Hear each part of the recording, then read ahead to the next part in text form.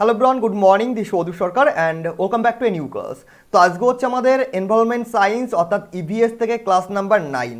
Very very important and selected কোশ্চেনগুলো কিন্তু collect করা হয়েছে ক্লাসে। প্রত্যেকটা ইম্পর্টেন্ট কোশ্চেন আপকামিং এক্সামে কিন্তু এর মধ্যে থেকে দু একটা কোশ্চেন কিন্তু আসার কিন্তু বেশিরভাগ চান্স রয়েছে। তো স্কিপ না করে একটু মন দিয়ে শেষ পর্যন্ত দেখতে থাকুন, আপনাদের অনেকটা হেল্প করবে আপকামিং প্রাইমারি টেট এক্সামের জন্য খুব ভালো প্রিপারেশন নিতে। ওকে, আর যদি কেউ নতুন স্টুডেন্ট হয়ে থাকেন অবশ্যই নিচে দেখুন ডান পাশে লাল কালারের সাবস্ক্রাইব বাটন রয়েছে, প্রেস করে এখনই চ্যানেলটিকে সাবস্ক্রাইব করে রাখুন, পাশের বেল আইকনে কিন্তু ক্লিক করতে ভুলবেন না। ওকে, আর যারা এখনও লাইক কমেন্ট করেনি, অবশ্যই কমেন্ট তো না, লাইক যারা এখনও করেনি লাইক করে দিন এবং ক্লাসটা ভালো লাগার পরে অবশ্যই কমেন্ট করে জানাবেন, হোম টাস্কের অ্যান্সারগুলো দেওয়ার চেষ্টা করবেন। আমরা কোশ্চেনের দিকে চলে আসছি। ফার্স্ট কোশ্চেন কি বলা হয়েছে, 116 নম্বর কোশ্চেন থেকে আজকে কন্টিনিউ হচ্ছে। বলা হয়েছে সুপ্রিম কোর্টের নির্দেশে গ্রিন বেঞ্চ ওকে কবে গঠিত হয়। তো এবার কোশ্চেনের অ্যান্সারে যাওয়ার আগে আমরা বেশ কিছু টপিক ডিসকাস করব। কি সেটা হচ্ছে গ্রিন বেঞ্চটা কি, যেটা সুপ্রিম কোর্টের নির্দেশে গঠিত হয়েছিল। ওকে, তাহলে গ্রিন বেঞ্চটা কি? গ্রিন বেঞ্চটা হচ্ছে সুপ্রিম কোর্টের নির্দেশে প্রত্যেকটা রাজ্যের হাইকোর্টে একটা স্পেশাল বেঞ্চ গঠন করার কথা বলা হয়েছে। যে বেঞ্চে কি হবে, পরিবেশ সংক্রান্ত যে মামলাগুলো রয়েছে তার বিচার করা হবে। তো সেই যে স্পেশাল বেঞ্চ তার নাম হচ্ছে গ্রিন বেঞ্চ। ওকে, তো এখান থেকে বেশ কিছু টপিক আপনাদের মনে রাখতে হবে। 1 নম্বর যে টপিক মনে রাখতে হবে যে গ্রিন বেঞ্চ কার নির্দেশে গঠিত হয়েছিল, বলবেন সুপ্রিম কোর্টের নির্দেশে কিন্তু গঠিত হয়েছিল। এবার গ্রিন বেঞ্চের কাজ কি? গ্রিন বেঞ্চের কাজ হচ্ছে পরিবেশ সংক্রান্ত যে মামলাগুলো ওকে সেইগুলোর বিচার করা, যে দোষী তাকে শাস্তি প্রদান করা। তো এখানে কিন্তু একটা ইম্পর্টেন্ট টপিক রয়েছে যে গ্রিন বেঞ্চের মানে প্রত্যেকটা রাজ্যে যে গ্রিন বেঞ্চগুলো থাকবে সেখানে তো পরিবেশ বিষয়ক যে মামলাগুলির বলতে পারেন যে মামলাগুলির বিচার করা হবে। তো এবার সেখানে যে প্রধান থাকবেন, যে বিচারপতি থাকবেন, তার কিন্তু সেই দোষীকে শাস্তি দেওয়ার অধিকার কিন্তু রয়েছে। ওকে, তাহলে এই যে সুপ্রিম কোর্টের নির্দেশে যে গ্রিন বেঞ্চটা গঠিত হলো, এটা কবে গঠিত হয়েছিল? 1996 সালে, 1999 সালে, 1981 সালে, 1990 সালে। What is right answer? Right answer হয়ে যাবে অপশানে এ, 1996 সালে। ওকে, 1996 সালে সুপ্রিম কোর্টের নির্দেশে গ্রিন বেঞ্চ গঠিত হয়েছিল। এবার আরেকটা ইম্পর্টেন্ট টপিক এখানে রয়েছে, সেটা কি? সেটা হচ্ছে এই যে 1996 সালে কোথায় গ্রিন বেঞ্চ গঠিত হয়েছিল। এটা কিন্তু ফার্স্ট গ্রিন বেঞ্চ কিন্তু গঠিত হয়েছিল, সেটা হচ্ছে কোথায়? আমাদের ওয়েস্ট বেঙ্গলে, আমাদের পশ্চিমবঙ্গে। ওকে, পশ্চিমবঙ্গ রাজ্যের হাইকোর্টে প্রথম গ্রিন বেঞ্চ গঠন করা হয়েছিল, যেটা কলকাতা হাইকোর্টে ফার্স্ট গ্রিন বেঞ্চ গঠন করা হয়েছিল সুপ্রিম কোর্টের নির্দেশে, যেখানে কি কাজ হতো, পরিবেশ বিষয়ক যে মামলাগুলি সেগুলি বিচার করা হতো। ক্লিয়ার? পরের কোশ্চেন দিকে চলে যাচ্ছি। 117 নম্বর কোশ্চেন বলা হয়েছে কোনিং নিয়ে গবেষণা কবে শুরু হয়। কি নিয়ে? কোনিং নিয়ে গবেষণা কবে শুরু হয়। এটা আপনার জন্য হোম টাস্ক থাকবে, আজকে শুরুতেই হোম টাস্ক দিয়ে দিচ্ছি। চেষ্টা করুন প্রত্যেকেই কমেন্ট করে রাইট অ্যান্সারটা লিখে দেওয়ার জন্য। তো কোনিংটা কি, আমি বেসিকভাবে আপনাদের এখান থেকে বেশ কিছু টপিক আপনাদের ডিসকাস করে দিচ্ছি, তাহলে আপনাদের অ্যান্সার দিতে অনেকটা সুবিধা হবে যাবে। আপনাদের মাথায় প্রথম যে টপিকটা বা যে কোশ্চেনটা আসছে সেটা হচ্ছে কোনিং জিনিসটা কি। কোনিং জিনিসটা কি সেটা আপনাদের বলে দিচ্ছি। একদম হুবহু কোনো কিছুর জেরক্স কপি তৈরি করা। আমরা মুভিতে দেখেছি, একটা ছোট্ট একটা মুভির এক্সাম্পল দিচ্ছি, ধুম 3। প্রত্যেকেই সিনেমাটা দেখেছেন, সেখানে আমির খানের যে যমজ আরেকটা আমির খান ছিল। ওকে, এবার বৈজ্ঞানিকরা কি করবে, সেটা পরীক্ষা নিরীক্ষা করে একজন মানুষ থেকে আরেকজন হুবহু জেরক্স কপি কিন্তু তৈরি করতে পারে। এবার হচ্ছে এটা প্রশ্ন আসবে, এটা কিভাবে সম্ভব, এটা কি আদৌ কি সম্ভব কিনা। তবে বিজ্ঞানীরা কিন্তু বিভিন্ন যে জীবজন্তু তাদের উপর পরীক্ষা নিরীক্ষা করেছে, খরগোশের উপর করেছে, বানরের উপর করেছে, কিন্তু এগুলোর কিন্তু প্রমাণ পাওয়া যায়নি যে তারা সফল হয়েছে বা তারা করেছে। অনেকে দাবি করেছেন যে না আমি এটা করেছি, কিন্তু এখনও সেগুলোর প্রমাণ পাওয়া যায়নি। তবে একটা জিনিসের প্রমাণ পাওয়া গেছে, সেটা হচ্ছে কি, একটা ভেড়া ওকে কৃত্রিম ভাবে বা বলতে পারেন যে কৃত্রিমভাবে, এটা ভুল হয়ে যাবে বলাটা, বৈজ্ঞানিক পদ্ধতিতে বা যে মেডিকেল সায়েন্স রয়েছে তাদের যে পদ্ধতিগুলো রয়েছে সেইগুলোর মাধ্যমে কি করা হয়েছে, একটা ভেড়া ওকে আমি একটা ভেড়া ড্র করছি। অতটা ভেড়া এটা ভালো হলো না, তবে এক্সাম্পলের জন্য আমি ড্র করছি। এটা চোখ ধরে নিন, কান ধরে নিন, লেজ ধরে নিন, যাই হোক। এবার হচ্ছে একটা ভেড়া, এই ভেড়াটার ওপর পরীক্ষা নিরীক্ষা করে আরেকটা হুবহু সেম ভেড়া কিন্তু তৈরি করা হয়েছিল।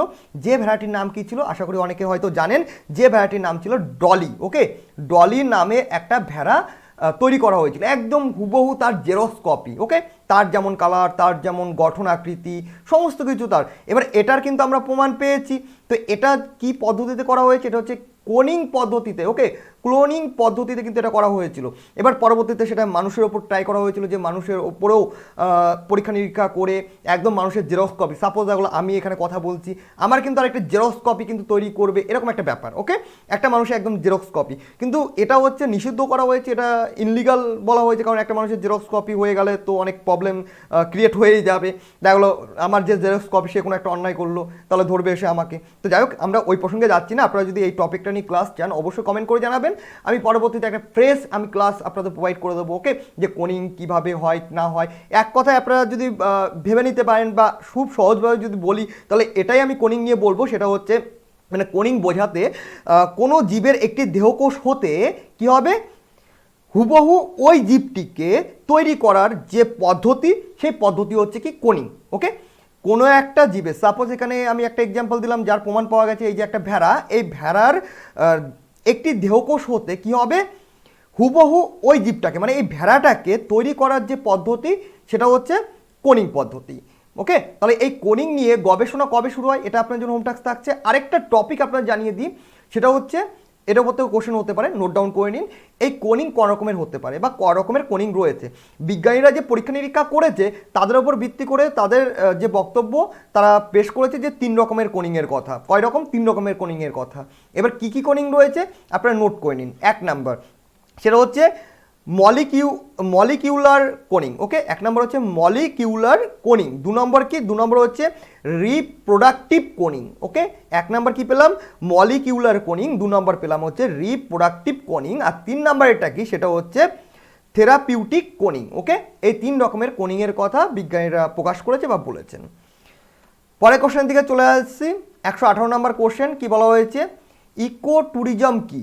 এটা কিন্তু ভেরি ইম্পর্ট্যান্ট একটা কোশ্চেন। ওকে, এর উপর থেকে কোশ্চেন, এই টাইপের কোশ্চেনগুলো বা এই প্যাটার্নের কোশ্চেনগুলো আসার সম্ভাবনা রয়েছে এই ইকো ট্যুরিজমের ওপর থেকে। তো ইকো ট্যুরিজম কি, এটা আমরা অবশ্যই অ্যান্সারে চলে যাব। তার আগে আমরা একটু বেসিকভাবে জেনে নিই, খুব সহজভাবে জেনে নিই যে ইকো ট্যুরিজমটা কি। তো বনের যে ইকোসিস্টেমটা রয়েছে, বনে আমরা ইকোসিস্টেম কাকে বলে আমরা সকলে জানি, এর আগে ক্লাসে বেসিকভাবে ডিসকাস করা হয়েছে। তো বনের যে ইকোসিস্টেমটা রয়েছে সেই ইকোসিস্টেমকে কি করা হবে, ঠিক রেখে জনগণের চলাফেরাকে নিশ্চিত করাকে কি বলা হয়, ইকো ট্যুরিজম বলা হয়। ওকে, এই দুটোকে ভেঙে ফেলুন, ইকো একটা শব্দ করুন আর ট্যুরিজম একটা শব্দ করুন। ওকে, ইকো মানে কি আমরা তো সকলেই জানি ইকো মানে কি, আর ট্যুরিজম মানেও কি। এবার দুটোকে একসঙ্গে যদি ডিসকাস করি আমরা এটাই বলবো যে বনের যে ইকোসিস্টেমটা রয়েছে সেটাকে ঠিক রেখে জনগণের চলাফেরাকে বা চলাচলকে নিশ্চিত করাকে কি বলা হয়, ইকো ট্যুরিজম বলা হয়। এবার হচ্ছে আমরা খুব সহজভাবে অ্যান্সার পেয়ে গেলাম। প্রথম অপশন আমরা দেখে নেব, বাস্তু সংস্থানের টেকসই ব্যবহারের মাধ্যমে ভ্রমণ কেন্দ্রের উন্নয়ন ও বিকাশকে কি বলা হয়, ইকো ট্যুরিজম বলা হয়। এবার হচ্ছে অপশান এ, এখানে আমাদের রাইট অ্যান্সার রয়েছে। এবার একটু কনফিউশন লাগতে পারে, একটু ডিটেলসে বা বেসিকভাবে আমি একটু সহজ করে দিচ্ছি। এখানে যে বাস্তু সংস্থানটা রয়েছে, ওকে, কার বাস্তু সংস্থান? বনের বাস্তু সংস্থান। ওকে, তো বনের বাস্তু সংস্থানকে টেকসই ব্যবহারের মাধ্যমে, মানে টেকসই মানে ঠিক রাখার মাধ্যমে। এবার যারা ভ্রমণ করবে, কারা ভ্রমণ করবে? জনগণ ভ্রমণ করবে, মানুষরা ভ্রমণ করবে। তো ভ্রমণ কেন্দ্রের যে উন্নয়ন বা ও বিকাশ রয়েছে সেটা হচ্ছে কি, ইকো ট্যুরিজম। ক্লিয়ার? পরে কোশ্চেনে চলে আসছি। বলা হয়েছে ভারতের কোন রাজ্যে বনাঞ্চল সব থেকে বেশি? ভেরি ইম্পর্টেন্ট, 95% পরীক্ষা কিন্তু আসার চান্স রয়েছে। মধ্যপ্রদেশ, উত্তরপ্রদেশ, রাজস্থান, গুজরাট। রাইট অ্যান্সার কি হবে? রাইট অ্যান্সার হবে Madhya Pradesh. Okay, option is the right answer, Madhya Pradesh. ভারতের কোন রাজ্যে বনাঞ্চল সব থেকে বেশি? মধ্যপ্রদেশে কিন্তু সব থেকে বেশি বনাঞ্চল রয়েছে। এবার হচ্ছে এখানে আরেকটা কোশ্চেন ইম্পর্টেন্ট হয়ে রয়েছে, সেটা কি কোশ্চেন ইম্পর্টেন্ট হয়ে রয়েছে? সেটা হচ্ছে ভারতের কোন রাজ্যে নদীর সংখ্যা বেশি? ওকে, নদীর সংখ্যা বেশি কোন রাজ্যে? এটা কিন্তু ভেরি ইম্পর্টেন্ট একটা কোশ্চেন হয়ে রয়েছে। সেটা কি করবেন অ্যান্সার? কেরালা। ওকে, কেরালা। এই দুটো কোশ্চেনই কিন্তু ভেরি ইম্পর্টেন্ট। কেরালা। এক হচ্ছে কি, প্রথম কোশ্চেন আমরা পেলাম যে ভারতের কোন রাজ্যে বনাঞ্চল সব থেকে বেশি, সেটা হচ্ছে মধ্যপ্রদেশ রাজ্যে। আর যদি বলে ভারতের কোন রাজ্যে নদীর পরিমাণটা বেশি রয়েছে, তখন অ্যান্সার কি করবেন? কেরালা রাজ্যে নদীর পরিমাণটা কিন্তু সব থেকে বেশি রয়েছে। পরের কোশ্চেনে কি বলা হয়েছে, ভারতে কতগুলো জীববৈচিত্র্য হটস্পট আছে? এটা ভেরি ইম্পর্টেন্ট কোশ্চেন। বিশ্বে মেবি 34 আছে। ওকে, বিশ্বে 34টা আছে, মেবি, শিওর নয়, অনেকটা খেয়ালে আসছে না। অনেকদিন আগে আপনাদের পড়ানোর সময় ডিসকাস করেছিলাম, এই কোশ্চেনটা ডিসকাস হয়েছে, তো বেসিকভাবে হালকা হালকা মনে আছে, মেবি 34। এটাই 95% রাইট অ্যান্সার রয়েছে যে বিশ্বের 34। কিন্তু এখানে কোশ্চেনে কি বলা হয়েছে, কোশ্চেনে বলা হয়েছে আমাদের ভারতে কতগুলো আছে। ওকে, যেহেতু আমাদের ভারতবর্ষ নিয়ে একটু বেশি জানা দরকার, বেসিকভাবে আমার প্রিপারেশনে ভারতবর্ষের ওপর থেকে যে ভারতবর্ষের এনভায়রনমেন্টটা রয়েছে বা ভারতবর্ষের যে হিস্ট্রি রয়েছে, যে ভারতবর্ষের যে গণতন্ত্র রয়েছে বা আমাদের যে ভারতের যে ইন্ডিয়ান পলিটি রয়েছে, এগুলো আমার বেসিকভাবে কাজে লাগে। তো আমি ভারতের বাইরের যে টপিকগুলো সেগুলো একটু কমই মনে রাখার চেষ্টা করি, তবে ভারতের উপরগুলো বেশি মনে রাখার চেষ্টা করি, ভারতের জিওগ্রাফি, ইন্ডিয়ান জিওগ্রাফি যেগুলো রয়েছে। তো এটা হচ্ছে ইভিএস থেকে কোশ্চেন, তবে ইভিএসও কিন্তু জিওগ্রাফির একটা পার্ট, কিন্তু বলতে পারেন যে জিওগ্রাফির মধ্যে একই টপিক রয়েছে। তো ভারতে কতগুলো জীববৈচিত্র্য হটস্পট রয়েছে, 2টি, 3টি, 4টি, 5টি। Right answer option C. Okay, option C is the right answer. 4টি হটস্পট রয়েছে। এবার হচ্ছে আপনাদের বলে দিচ্ছি সেইগুলো কি কি। 1 নাম্বার নোট ডাউন করে ফেলুন। 1 নাম্বার কি রয়েছে, পশ্চিমঘাট পর্বতমালা। ওকে, পশ্চিমঘাট পর্বতমালা।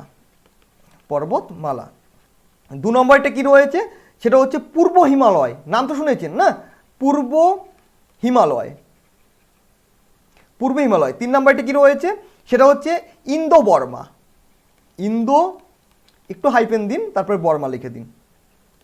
আর 4 নম্বর যেটা লাস্ট, সেটা হচ্ছে সুন্ডাল্যান্ড। এই 4টি, ওকে, এই 4টি জীববৈচিত্র্য হটস্পট আছে কোথায়, আমাদের ভারতবর্ষে রয়েছে, আমাদের ইন্ডিয়াতে। ওকে, এবার হচ্ছে বিশ্বে মেবি 34 হবে। পরে চলে আসবো নেক্সট কোশ্চেনে। বলা হয়েছে বিষাক্ত রাসায়নিক পদার্থ ব্যবহারের ওপর যে নিয়ন্ত্রণ প্রয়োগ করা হয় সেটা হলো কি। ভেরি ইজি একটা কোশ্চেন। রাইট অ্যান্সার কি হবে, অপশন এ। ওকে, জৈব নিয়ন্ত্রণ। তার মানে বিষাক্ত রাসায়নিক পদার্থ ব্যবহারের ওপর যে নিয়ন্ত্রণ প্রয়োগ করা হয়। বিষাক্ত রাসায়নিক কি, আমরা রাসায়নিক দূষণে পড়েছিলাম, যেটা কীটনাশক দূষণ ছিল, এনভায়রনমেন্ট পলিউশন আমরা পড়েছিলাম।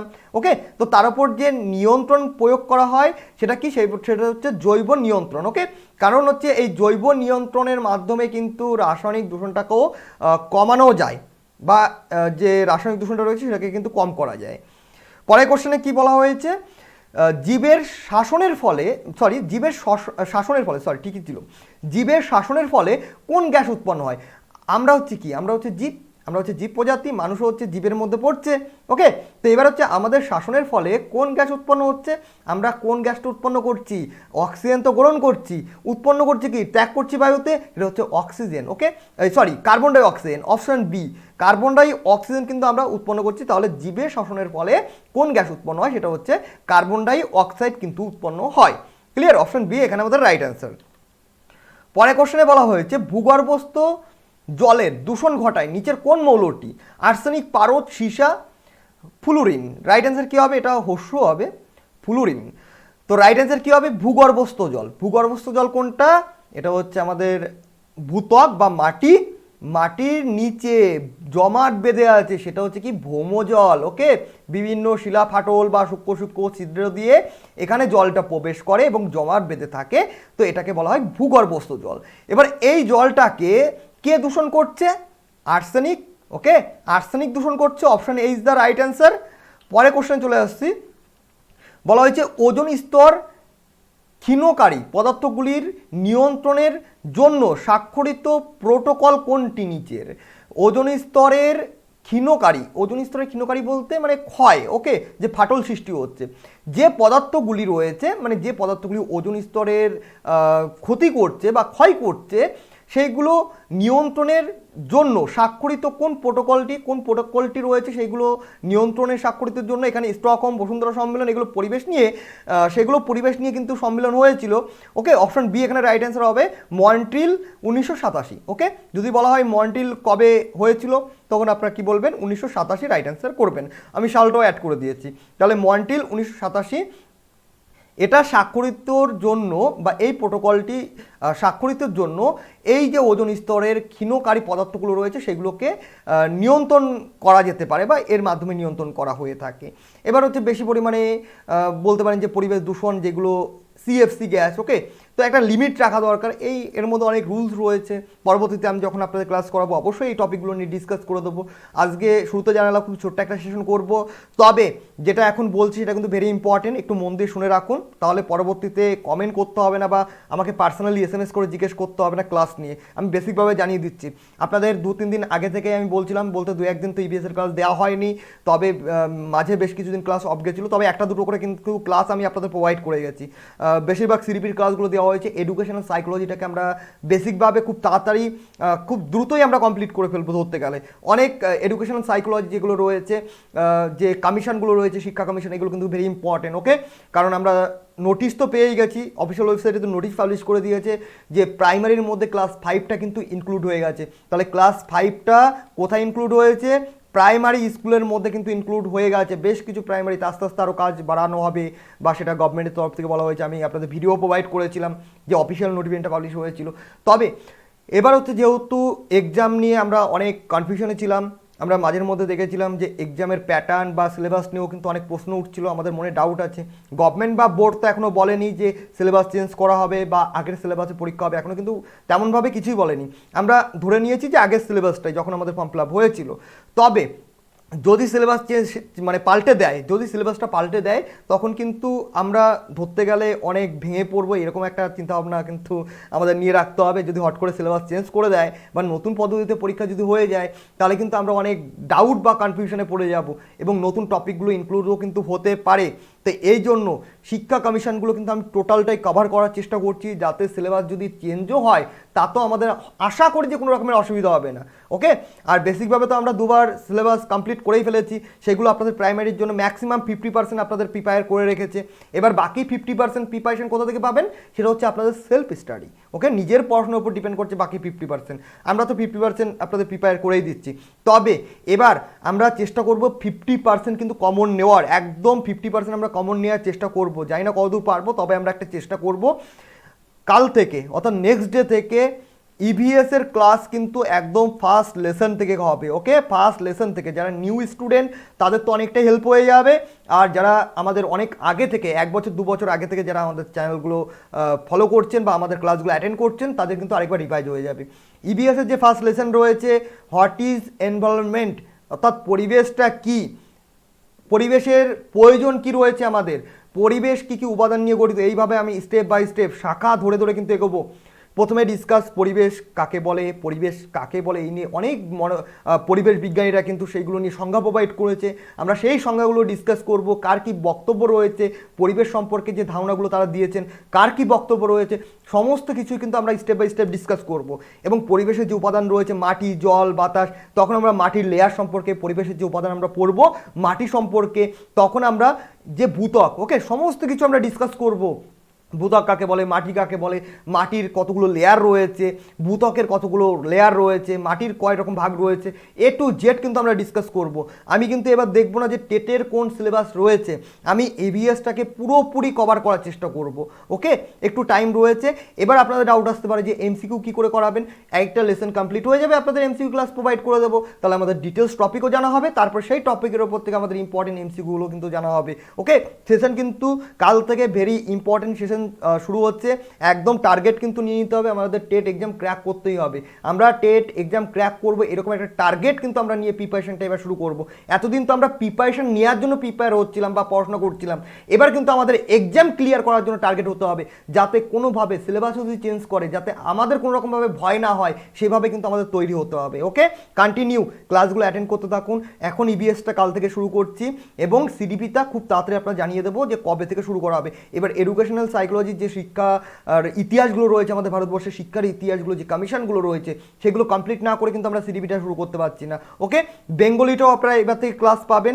বেঙ্গলি ক্লাসের টাইমটা জানিয়ে দিচ্ছি, দুপুর ফিক্সড টাইম তো ঠিক করা হয়নি, তবে 2টো ধরে রাখতে পারেন, বেঙ্গলির টাইমটা 2টো, অথবা আমি সন্ধ্যেবেলাও টাইমটা করে দিতে পারি। ওকে, তো ম্যাথ ক্লাসও হচ্ছে এখন, ইংরাজি টপ রয়েছে, ইংরাজিটাও আমি আপনাদের প্রোভাইড করে দেবো, কোনো চাপ নেই। খুব তাড়াতাড়ি বেসিকভাবে ইংরাজিটাও প্রোভাইড করে দেবো। তাহলে কী হবে, আমরা পুরোপুরি সমস্ত কিছু আমরা আস্তে আস্তে এগোতে থাকবো।